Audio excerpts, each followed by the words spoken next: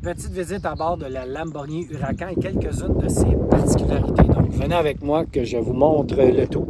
Donc, portière complète avec des panneaux en fibre de carbone. Il n'y a pas de poignée de porte. C'est une bande ici rouge. On veut économiser du poids au maximum. On remarque un premier ensemble de commandes à bascule. Ça émule le design des avions furtifs. Large pédalier complètement métallisé. Ne cherchez pas de levier pour les clignotants. Il n'y en a pas. Ce sont la petite commande ici qui permet d'activer les clignotants.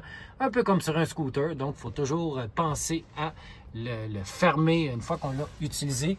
Console centrale, une fois de plus, une autre série de commandes en bascule, dont celle-là ici qui est intéressante, qui permet d'élever l'avant de la voiture pour offrir un peu plus de dégagement lorsqu'on entre dans une entrée, par exemple, pour éviter de frotter finalement. L'écran du système d'infodivertissement qui permet de contrôler un peu tout. On a ici un mode intéressant qui démontre la température des pneus, des huiles, l'huile à frein. Donc, quand même des éléments intéressants. Ici, le fameux bouton pour démarrer la voiture qui est caché sous un palonnier, une palette rouge, également un peu comme les avions ou les bolides de course. Le levier pour enclencher la marche arrière. Ce qui est drôle, c'est lorsqu'on regarde les enregistrements, on voit que c'est écrit Volkswagen Group.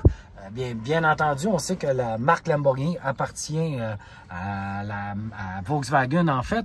Et la preuve, c'est que si on regarde ici les commandes pour verrouiller, déverrouiller les portières, ce sont des commandes de chez Audi.